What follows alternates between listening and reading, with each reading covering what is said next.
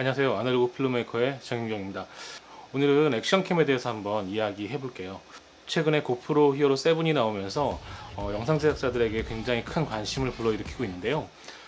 이미 우리 일상생활에서 특별히 영상 제작자들에게 고프로로 대변되는 액션캠은 굉장히 필수 불가결한 장비로 이제 우리 촬영 현장에서 사용이 되고 있습니다. 오늘은 그 일반인으로서가 아니라 영상 제작자로서 액션캠을 어떻게 봐야 하는가, 그리고 고프로 7을 과연 사야 되는가에 대한 저의 생각을 한번 나눠보고자 합니다.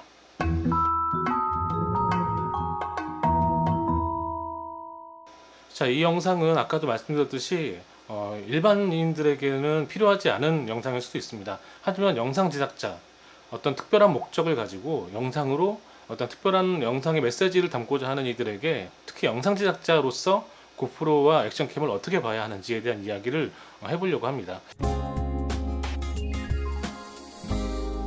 첫 번째로 메인 카메라로서의 액션캠에 대한 이야기를 해보겠습니다.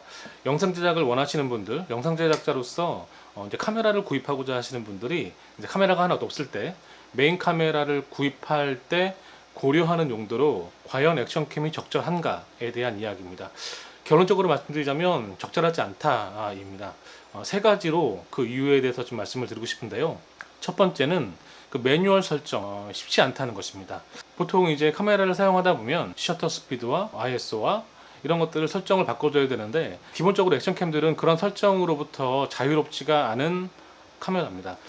물론 그 메뉴 안으로 들어가서 세부적인 설정들이 가능하지만 실제로 이게 어떤 외부적인 물리 버튼으로 나와 있지 않고 그 안으로 들어가서 사용한다면 사실상 없는 기능이다 라고 봐도 무리는 없다고 저는 생각합니다. 촬영자의 어떤 설정 자체가 자유롭지 않은 카메라라면 그 카메라를 메인 카메라로 사용하는 건 굉장히 적절하지 않다라는 것이 제 생각입니다.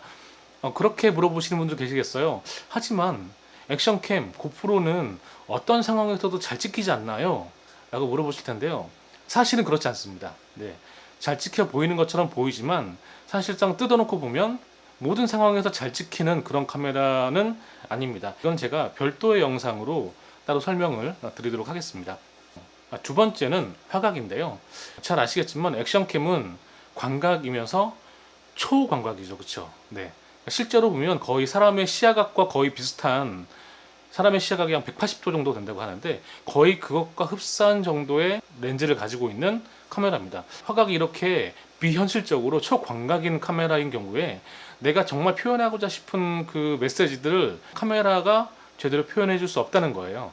이 카메라의 화각이 중요한 이유는 이걸 통해서 제가 강조하고 싶은 것, 혹은 제가 배제하고 싶은 것, 또는 내가 흘려보내고 싶은 것 등의 메시지들을 이 카메라의 화각과 앵글로 바꿔야 되는데, 기본적으로 이 액션캠은, 고프로는 초광각인 상태이기 때문에 내가 불필요하게 생각하는 정보들, 내가 필요하다고 생각되는 정보들이 모두 하나로 뭉쳐져서 보여주는 그런 카메라라는 거죠. 심지어는 그래서 기본적으로 모니터조차도 필요 없는, 왜냐하면 모든 걸 다 담아버리기 때문에, 네, 그런 카메라가 바로 이 액션캠이다. 세 번째는 바로 가격입니다. 네. 아무래도 이 액션캠의 어떤 선두주자는 고프로이기 때문에 고프로를 가지고 얘기하는데, 고프로의 가격이 싸지 않습니다. 네. 만약에 고프로를 메인 카메라로 산다고 고민하시는 분이 계신다면 그 가격으로 중고 혹은 보급형 미러리스나 DSLR 카메라를 살 수 있는 가격이 되는 거예요. 그렇다면 굳이 이런 여러 가지 핸디캡을 안고 있는 고프로를 메인 카메라로 사용하기 위해서 비용을 지불하는 것보다 통상적으로 메인 카메라로 적절한 카메라의 라인업들을 먼저 구매를 해서 그것으로 영상을 제작하는 것이 훨씬 더 현실적이지 않나라고 저는 생각을 합니다. 예외적으로 이것들마저도 통하지 않는 그런 상황이 있을 수 있죠. 예를 들어서 지름신이 온 경우에, 그럴 경우에는 네, 사셔야 되겠죠. 자, 이와 같이 액션캠을 메인 카메라로 사용하는 것에 굉장히 무리수라는 이유들을 세 가지로 말씀을 드렸습니다. 그렇다면 서브캠으로서 액션캠은 어떤 위치인가에 대해서 한번 이야기를 해보겠습니다. 액션캠을 서브캠으로 놓게 된다면 그때는 좀 이야기가 달라집니다. 굉장히 창의적이고 크리에이티브한 영상들이 만들어질 수 있죠. 기본적으로 메인 카메라가 감당하는 역할들의 부수적인 역할들을 감당하는 것으로 이 액션캠 고프로를 사용할 수가 있는데, 예를 든다면 이런 거죠. 자전거를 타고 가고 있는 그런 장면들을 메인캠으로 담고 있다고 합시다. 그러면 두 번째 캠은 뭐 다른 앵글로 잡을 수 있지만, 그게 아니라 아예 그 자전거 위에 거치대로 거치를 해놓고 액션캠으로 담는다면 훨씬 그 자전거를 타는 사람의 모습과 표정과 어떤 그 상황이 다이나믹하게 전달이 될 수 있겠죠. 그러니까 이 서브캠으로서의 액션캠은 단순히 메인캠을 보조하는 역할이 아니라 메인캠이 대체하지 못하는 그 어떤 고유한 부분들, 메인캠이 감히 갈 수 없는 그런 부분들을 찍어내는 독자적인 포지션을 이제 차지할 수가 있게 되는 것입니다. 그래서 이게 굉장히 재미있는 현상인데요. 만일에 번지 점프를 하고 있는 그런 장면이 있다고 합시다. 그럼 번지 점프대 밖에서 이 번지 점프를 하는 사람을 잡고 있을 때 이거를 메인캠이 같이 점프를 할 수는 없잖아요. 그렇죠? 네. 그럴 때는 당연히 액션캠을 들고 촬영을 하게 되는데, 시청자들에게 여기서 굉장히 재미있는 점이 있어요.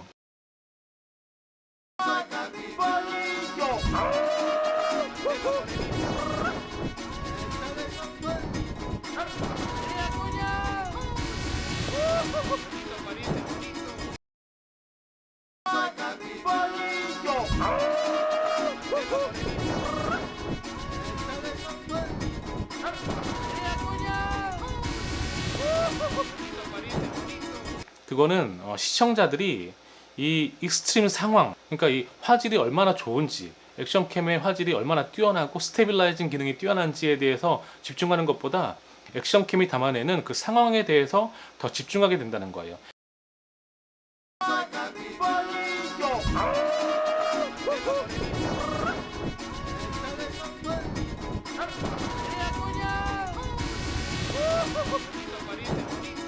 자전거를 타고 막 가는 장면이 있을 때 비포장도로를 달리고 있어요. 그럴 때 그곳을 매끄럽게 담아내는 서브캠이 아니라 다소 울퉁불퉁하고 화각이 틀어진다 할지라도 그런 장면들이 시청자들로 하여금 더 그 스토리텔링에 적합한 화면의 구성이라고 생각한다는 거죠. 오히려 흔들리고 좀 화질이 떨어지고 그런 어떤 열악한 환경을 담아내는 카메라라 할지라도 그것이 스토리텔링에 적합한 화면이라고 한다면 사람들이 그것들을 받아주는 시대가 되었다는 것입니다. 과거에 제가 그 회사에서 일을 할 때 제 사수와 제 선배들에게 영상을 배우잖아요. 그렇게 배울 때 제가 굉장히 좀 지금 생각해 보면 이해할 수 없는 그런 것들이 몇 가지가 있었어요. 그 당시에는 액션캠이라는 것이 이렇게 활성화되어 있는 상황은 아니었어요. 밖에 나가서 찍는 야외 로케이션도 다 ENG 카메라를 두고 굉장히 비효율적인 촬영 환경이었죠. 그렇게 촬영을 하는 시기였는데, 그때 이제 그것보다 작은 소형 카메라가 사용되기 시작했어요. HDV 캠 있잖아요. 네.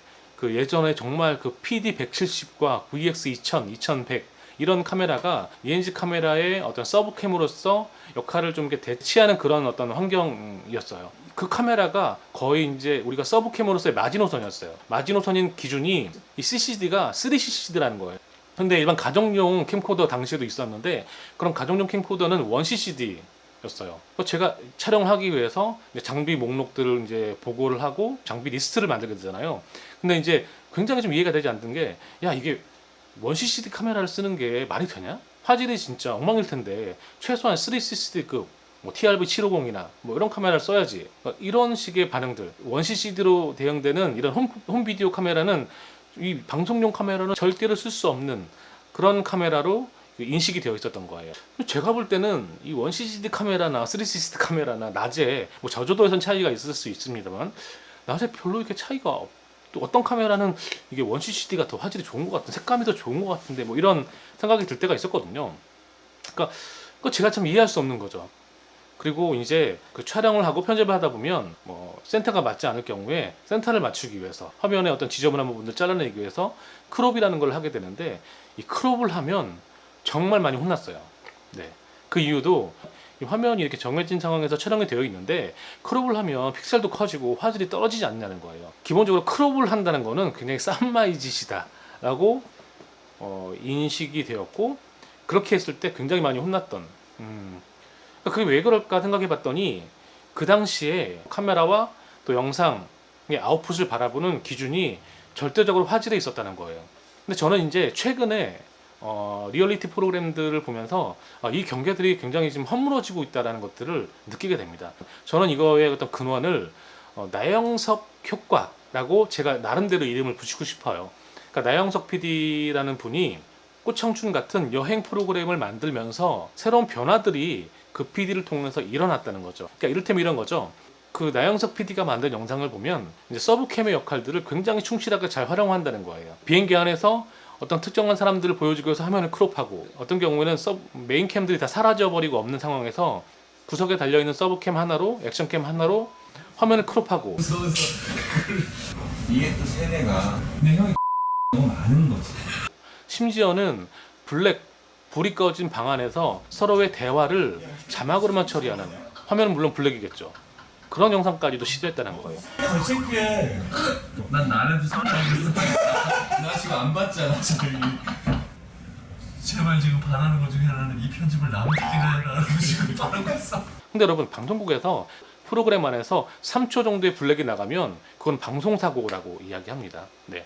그런데 과감하게 그것들을 깨고 1, 2분, 3, 4분까지 블랙인 상황에서 자막으로만 영상을 만들었다는 거예요. 네. 그래서 굉장히 놀라운 일이죠.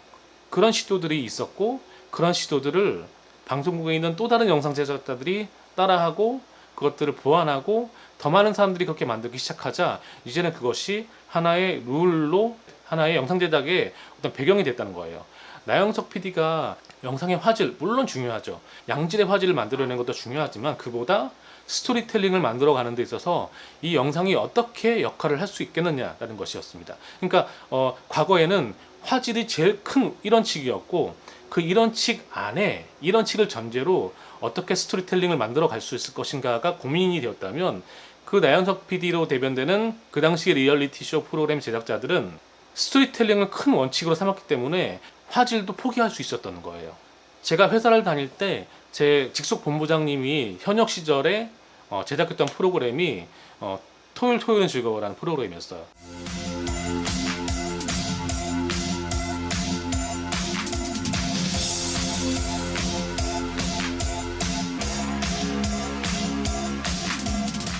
그 프로그램을 제작하면서 프로그램 타이틀이 나가고 본 영상이 나오기 전에 광고가 나가잖아요. 그 본부장님은 당시에 이 간극을 어떻게 하면 메꿀 수 있을까를 고민하다가 이제 생각해낸 것이, 그 광고가 나가는 시간에 우상단에 그 버그라고 하죠. 프로그램 타이틀명이 들어가는 그 버그를 다는 것들을 고안해냈습니다. 처음 시도하신 거예요. 그리고 그것이 영상의 규칙, 규격은 아니지만 사람들로부터 동의를 얻고 이제 다른 제작자들로부터 활용이 되기 시작하면서 이제는 모든 텔레비전 프로그램들이 버그를 사용한다는 거예요. 이 과정에서 제일 중요한 것은 이것들에 대해서 시청자들이 그 메시지를 이해하기 시작했다는 거예요.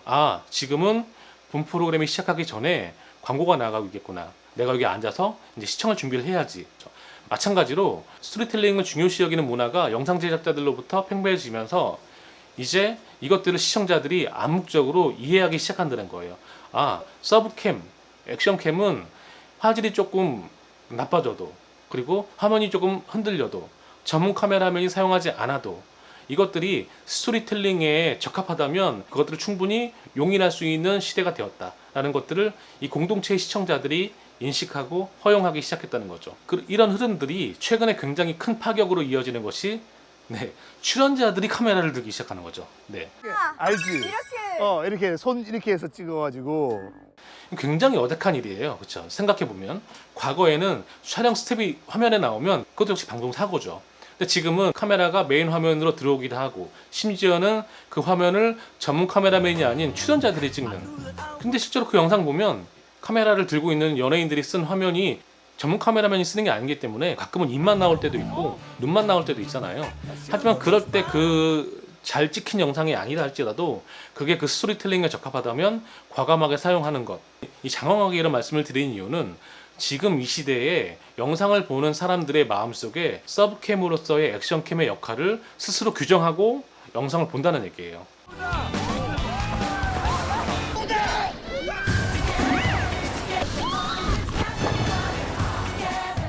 다시 말해서 조금은 흔들려도, 조금 화질이 떨어져도 그 상황에 적합한 화면이라면 충분히 그것들에 개의치 않고 영상을 즐길 수 있는 시대가 되었다는 겁니다. 제가 지금 잠깐 자리를 비웠습니다. 벌써 저녁이 되었네요. 자, 그렇다면 고프로에 대한 이야기를 좀 해보겠습니다. 고프로 히어로 7이 발매되었다는 소식을 듣고 제 마음속에 가장 먼저 들었던 의문점 하나가 있었어요. 그건 여러분이 기억하실지 모르겠지만 고프로 카르마 그립이라는 액세서리입니다. 얼마 전에 고프로에서 드론을 만든 거 혹시 알고 계세요? 네. 고프로에서 카르마라는 드론을 만들었는데 그 드론은 이 카르마 그립이라고 하는 이 핸디 짐벌을 꽂고 드론을 날리도록 되어 있습니다. 그러니까 실제로 드론을 사용하지 않는 경우에는 이 카르마 그립을 빼고 짐벌처럼 사용할 수 있는 거죠. 제가 처음 이 카르마 그립이 출시되었다는 이야기를 듣고 드론을 왜 이런 식으로 그립과 드론을 같이 운용을 할까라는 생각이 들었는데, 왜 그랬냐면 그때 당시에 DJI에서 오스모라고 하는 아주 혁신적인 핸드 짐벌을 만들었습니다. 그동안의 짐벌은 굉장히 무겁고 큰 카메라를 올려야만 운용할 수 있는 그런 시네마틱한 장비라고 알려졌는데, 오스모가 회선같이 등장하면서 그때 당시에 제가 기억하기로 수많은 사람들이 이런 질문들을 올렸던 것을 기억해요.